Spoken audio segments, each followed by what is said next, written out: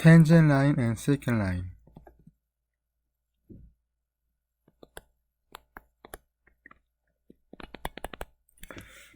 So can you distinguish the difference between tangent line and secant line?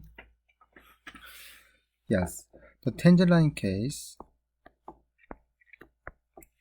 you have any objective here, then it only pass through exactly one point. So that's tangent line. But secant line case, the line passing through like more than 1 point. So normally it's like 2 points here.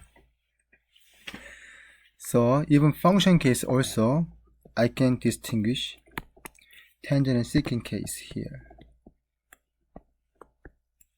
So whenever we have a curve like this exists here, then tangent means looks like this. Secant means something like this. So likewise, tangent line means the line intersect with any curve, any object at exactly 1 point. But secant line case, it passing through, so intersect more than 1 point. So now we think about the secant line first, and then we go back to tangent line. For secant line case, because it has two different points, in this point here, you can indicate this one is x1 and then y1, and this is x2 and y2 here. Then can you describe how to find the slope of the secant line? Yes, exactly. So m equal to y2 minus y1 over x2 minus x1. So that's the slope of secant line here. From now on, I want to play with the slope formula a little bit more. Good? So let's think about the function notation.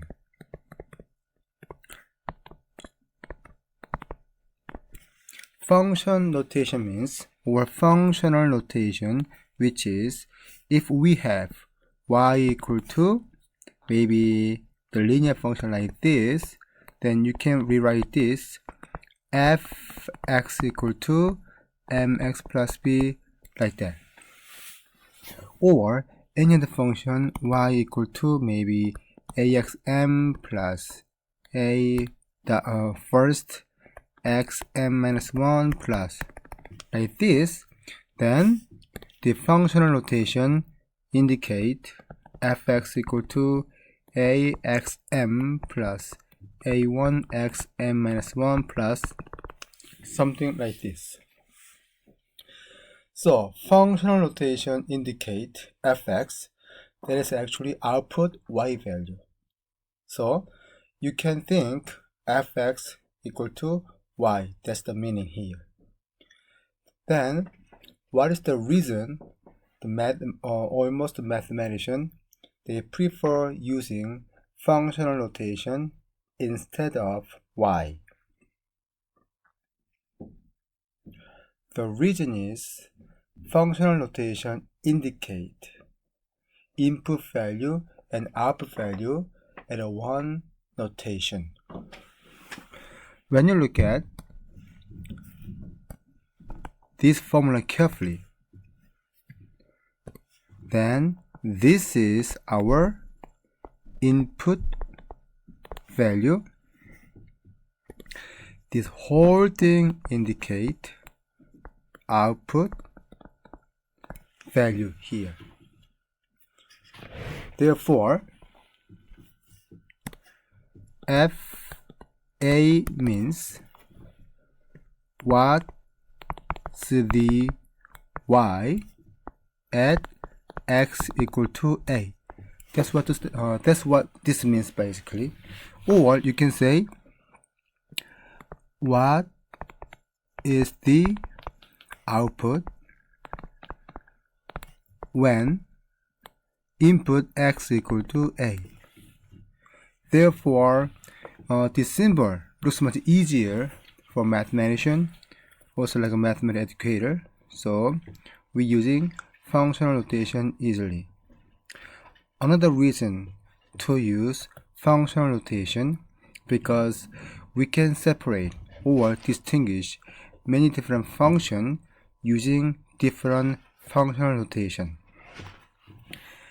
If all the function indicate maybe like this, and then y equal to maybe 3x cubed plus 2x minus 1, like that, then all these functions are defined as y. So if I ask you, okay, look at the y, then you may wonder which one, right? However, if I indicate fx equal to 2x plus 1, gx equal to x squared plus 4x plus 5, hx equal to 3x cubed plus 2x minus 1, and based on this, if I call, okay, look at gx, then which function are you going to look at? Yes, you only look at gx equal to x squared plus 4x plus 5 automatically, because that is indicated by gx, right? Therefore, the functional notation widely used for all mathematics topic, also mathematicians, because it indicates easier notation and also to analyze and evaluate different functions. Then now, think about the functional notation and then find the slope. So I'm going to go back before this graph.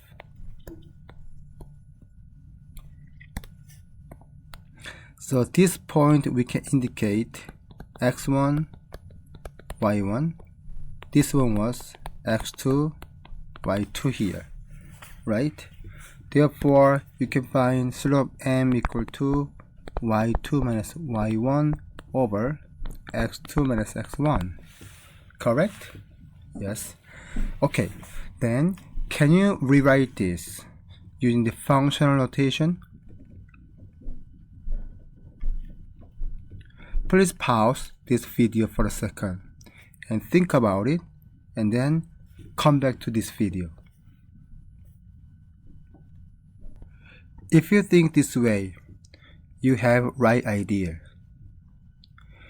As I told you, y can be indicated by fx, but you also remember that inside value must be input value. As you know, these are our input value. Therefore, the functional notation must contain this value inside of parentheses here. So those points can be indicated by x1, fx1, x2, fx2. Alright, then using this formula, let's find the slope again. Then slope m will be fx2 minus fx1 over x2 minus x1, right? Okay, now I'm gonna generate a little bit more different notation here. So to make you understand easily, I will give you some point. Let's say x1 and y1, just say 2, 5, and x2 and y2 is 4, 9, like this. But don't try to find the slope, because this is just an example, so we're not actually using this point. Now, can you find difference between 2 and 4? Yes, it is 2, right? Then can you rewrite this one? 2 and 2 plus 2? Yeah, so 4 can be rewritten as 2 plus 2, right? And their interval is 2, so you can rewrite this 2 plus 2. Then now, this one case. 5, you can rewrite f2, and this one is f2 plus 2. So this is the f1, x1, this is the y1, this is x2, and that's y2.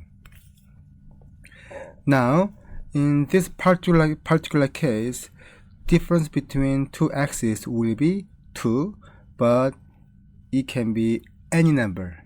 If x2 equals 3, then their difference becomes 1. x2 equals 5, then difference becomes 3. Therefore, I'm gonna make this particular 2 as delta x, and this indicate difference between two x's. Make sense?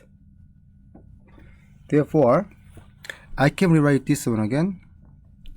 2 comma f2, and then 2 plus delta x, and then f2 plus delta x. So far so good. Now, the initial x point, the x1 point, I randomly choose x1 equals 2. But as you know, x1 can be any number.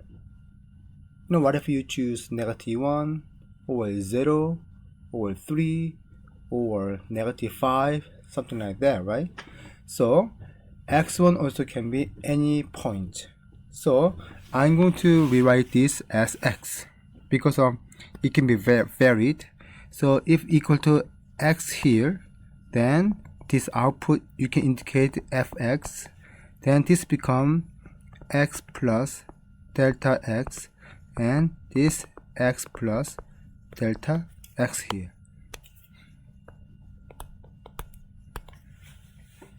Make sense? I really hope so. I will continue this video for the next video.